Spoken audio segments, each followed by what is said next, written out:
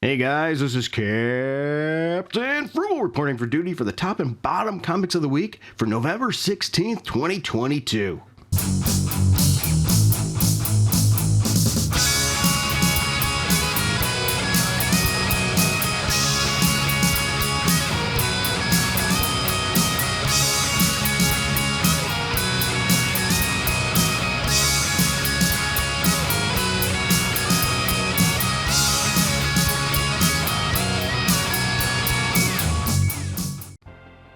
Alright guys, so I got my notepads here with all my information. So for those of you that are not familiar, I read some comics of the month. This month I read 15, by the way, and I give you my thoughts on the top and the bottom, so hopefully it can save you some money or just have a nice conversation. Now you might have said, hey, you missed one. Go ahead and let me know in the chat if I did, or if you have a disagreement.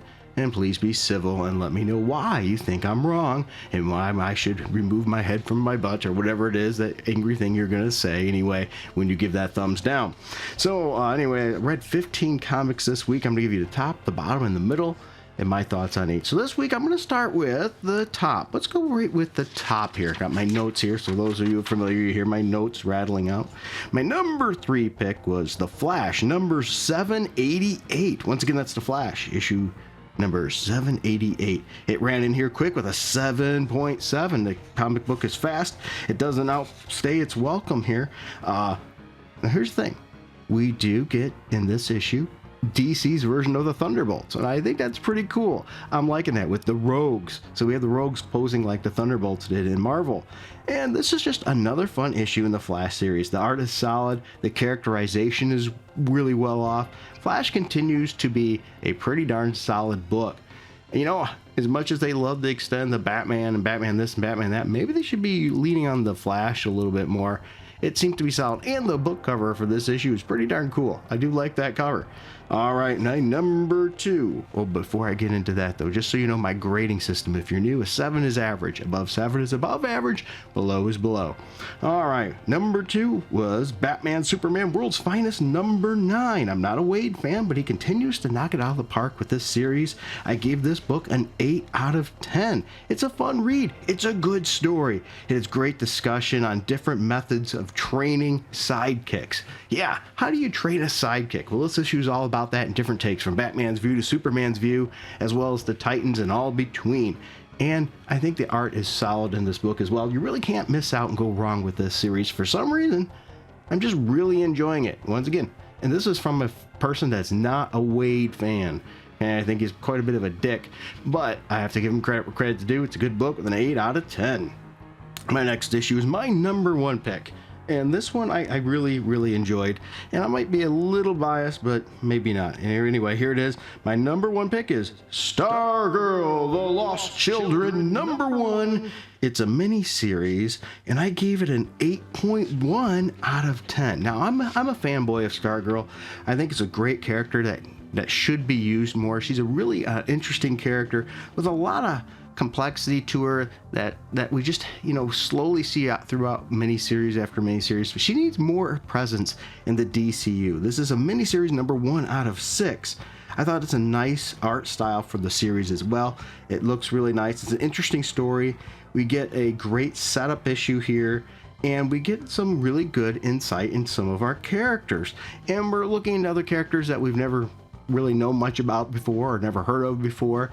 It's a pretty original story, so I'm liking this, and I think this series could be really something special. And in this, we're getting a team up, so it's not Stargirl alone, but I don't want to give it all away. I want you to check this issue out. I think it deserves more attention. So once again, Stargirl, check it out. It deserves it. Ah, good old classic AC/DC. You gotta love them.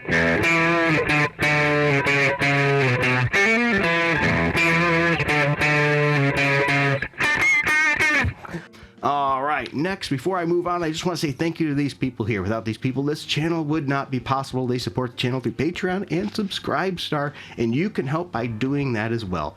If you want to help out the channel, you can do a one-time donation. You can look down below for the link for that, or you can join our Subscribestar or Patreon. I would really love more people to hop on to Subscribestar. If you don't want to do that, Patreon is available also, but I need more on my Subscribestar. And if you do that, you get extra videos that other people don't get. You get special content and sometimes giveaways and things, as well as music that you can use and download for your own videos if you're making them or just you want to listen to, as well as merchandise that I have that I'm going to give you on a super discount. And once again, sometimes I just give the stuff away too. So there's a lot of benefits being there. So you're part of the group, and we love to have you in the Frugal Force. All right, with that said, let's talk about the middle, and I mean not the middle, the bottom of the group, and then we're going to go to the middle, all the stuff in between. All right, my bottom of the group, my number 3 was Thunderbolts number 4 with a 6.9. Once again, it's Thunderbolts number 4 with a 6.9. It's decent art in this issue. It's another setup story issue though, so it's not real fast-paced, great moving. But this series just seems to be missing the mark. It's just always not quite good enough. And I expect more out of the Thunderbolts. I've enjoyed the Thunderbolts of the past, and I like a lot of these characters, so why can't we get a story that moves forward that's a little bit more interesting? It's just, I don't know, I almost think it's trying to be too silly to be taken seriously. They need to step it up on the Thunderbolts. I don't like how this is panning out, sadly. All right. My next one for the bottom of the bin. These are the stinkers. Are you ready? Here we go. Captain America and the Winter Soldier Special number 1. Once again, it's Captain America and the Winter Soldier Special number 1. I gave this book a 6.7 out of 10. The art's decent, but the story is a complete bore fest. They're going more into the Captain America series, the Sentinel Liberty series, so therefore this issue I think would have been better if they put bits and pieces of this storyline in the Captain America series and build it up that way. It's all based off of that in the first place. So this is sort of, if you missed it, you missed some of the background supposedly of what's going on in Captain America. So this should have been in the Captain America book. Plus, it really doesn't have enough interesting content, really much for action or anything, to make it worthwhile of getting. It just misses the mark. I don't recommend getting this one, sadly, with a 6.7 out of 10. All right, now the bottom of the barrel. The stinker, the turd that's floating in the punch bowl. Yeah, this one. Now, this one I'm going to tell you, this one is a rough one. This one, I think I'd rather take sandpaper to my ball sack, because it's Dark Crisis, Young Justice, number 6. Oh, Dark Crisis, Young Justice, number 6. The final issue of a 6-issue miniseries. It went 6 issues too long, because this one literally is painful. It's like ramming sandpaper up your pee hole. And I gave this issue a 3 out of 10, and I think I was being generous. The cover was nice. That's probably why I gave it a 3. It's 6 issues too long, as I said. Look at this picture here. Anyone that's read Young Justice knows that this panel is complete bullcrap. It doesn't make any sense. What you just said is one of the most insanely idiotic things I have ever heard. At no point in your rambling, incoherent response were you even close to anything that could be considered a rational thought. Everyone in this room is now dumber for having listened to it. I award you no points, and may God have mercy on your soul. This was never a part of the series of Young Justice. The writer of this clearly doesn't understand the cast or never read Young Justice, the series. It's just terrible. The dialogue is complete crap. This is a mess. This is a terrible depiction of the original characters that are in the series. It's crapping all over the Young Justice fans. Tim was also never in love with Superboy. It was never even hinted at. And I know some people, well, you don't understand, he's looking back now, and no, this was bullcrap. He was completely in love with somebody else. It made no sense. This was a crappy retcon that doesn't make any sense at all. This is just, this is terrible. I wouldn't even use this book to line a birdcage, because it isn't worth the crap that's on it. Save yourself your money. Avoid this series like the plague. Even if you can get it on trade at a half-price bookstore or something for a nickel, I wouldn't bother. I would save it and buy a pickle. All right, with that was just a turd in the punch bowl. Let's go to the ones in the middle, the ones that didn't quite hit the top but didn't hit the bottom either. So I'll get my pen here so I don't miss anything, overshoot here. I had Black Adam, number 6 out of 12 miniseries with a 7.6 out of 10. The cover I thought was absolutely horrendous. Oh, terrible cover in this one. But Batman vs. Black Adam, sort of. But it was interesting. I liked it. Interior art was much, much better than the cover art, and it was an action-packed issue. So really, not bad. 7.6 out of 10. Let's see here. Next, I have DC vs. Vampires All Out War number 5 of 6, a 6-issue miniseries with a 7.2 out of 10. It's a fun story. Yeah. It's an interesting art style for the book, but I'm not a big fan of the secondary story in this issue. I get this a lot with some of the Batman ones. I just wish they would have given us more of the original story rather than these side stories. Still, not bad. 7.2 out of 10. All right, turn my page here. We have Deceased, War of the Undead Gods number 4 of 8. For some reason, I've been reading a lot of these miniseries lately. I gave this book a 7.1 out of 10. I thought it was a fun story. And we got another One Punch. Great joke. If you don't know what I'm talking about, you should look up the history of One Punch in DC. We've got another One Punch here. It's decent art, and there's a lot of fun fights in this book. You know, this series has been interesting to me. I've been enjoying it, probably a little bit more than I thought I would, and I think you might too. All right, I had Nightwing number 98. I gave it a 7.05 out of 10. I was really a bit of a mixed bag on this one. I didn't know to like it or not. It's definitely just a one-shot kind of issue, and that's okay. This story was silly, and that's what I'm on the fence for. It was silly, but it was fun. So I don't know what to make of that. And it's not an issue that you necessarily need to keep up. So if you're not a collector of Nightwing and just casual Nightwing fan, this is probably one you could skip. And as I said, this is one that's like they had an extra story in the drawer and they were waiting in between stories to throw it in there as just a pad. And so that's the way I figure it. We don't, remember we had Batmite, things like that. Well, now Nightwing has his own might. And that's what this story is about. But it is a little bit cute, and his might is not as annoying. And so it's actually, as I said, I'm on the fence. I gave it a 7.05. I would really like to know, what are your thoughts on this Nightwing issue? Did you like that? Or do you prefer the more darker version and stories of Nightwing? Or is this a little bit of levity, nice little change of pace once in a while? All right, moving on. Let's see if I got anything else I got here. Okay, Blade, Vampire Nation number 1. This squeaked in a 7 out of 10. It almost didn't make a 7. It was an okay story. It could really use more action. It was pretty dull, and it had decent art. It just didn't have anything to really make me go, oh, you gotta get this issue. It was just, okay. And next one I had Captain America. Oh, I already read that one off. Captain America Winter Soldier. There we go. Here's the next one. This one surprised me. This is one I didn't think I would get, but I decided to check it out anyway. And it was Gold Goblin number 1. This is where and I gave it, by the way, a 7.07.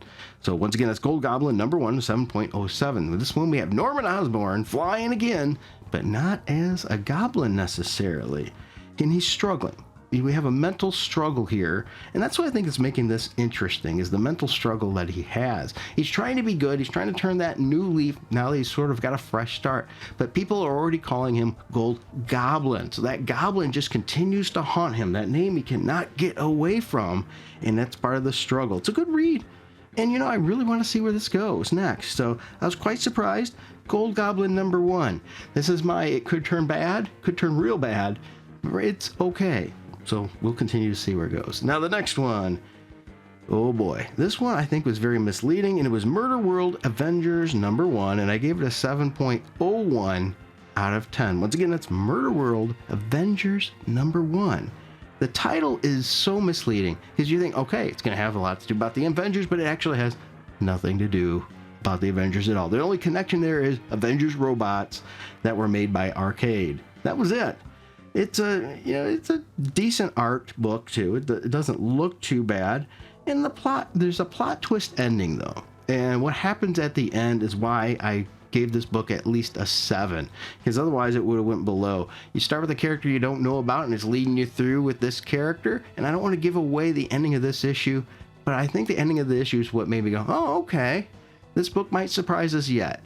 And it might surprise you too. So if you want to give something a chance that has potential to be good but could be a stinker, this might be one to pick up off the shelf. Another one I had was Shang-Chi and the Ten Rings number 5, and I gave it a 7.03 out of 10. Shang-Chi continues to just fall in the middle. It seems like he can never quite hit the top. It's just, meh. Could be better all the way through. So what would it take to make Shang-Chi the series better? Once again, it's also stuck in the let's reboot it and give a change to the title to try to keep interest. It was decent art. I have no problem with the art in this book, and it was a decent story. But notice I keep saying decent. It keeps falling in the realm of decent.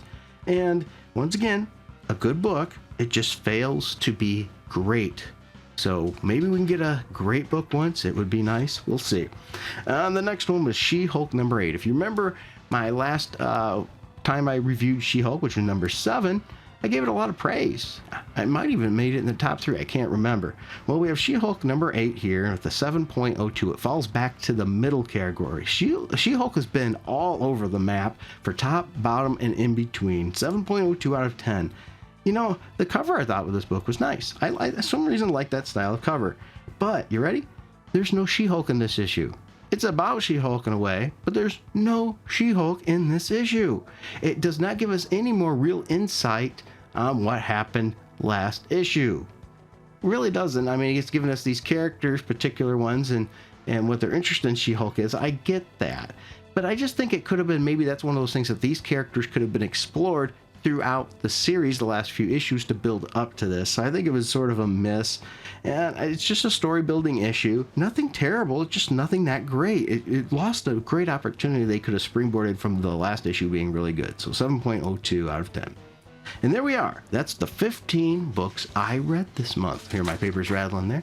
What did you read that I didn't? And what are your thoughts on what ones would you have skipped? What, do you agree with me? Did you think Young Justice was great? Because if you did, I can't believe it. You probably didn't stick through this far. You probably got all pissed off anyway and ran off and left me a mean comment by the time I got to Young Justice. Because that's usually what they do. They just call me mean names and things instead of actually telling me why they disagree and give me or just give me a thumbs down. Don't have the balls to say anything. But yeah. You know, that's comics. We can disagree, and hopefully we can disagree in a civil way, and hopefully we enjoy more than what we dislike. All right, everybody, thank you for your time. Thank you for supporting this channel. Until next time, keep it frugal.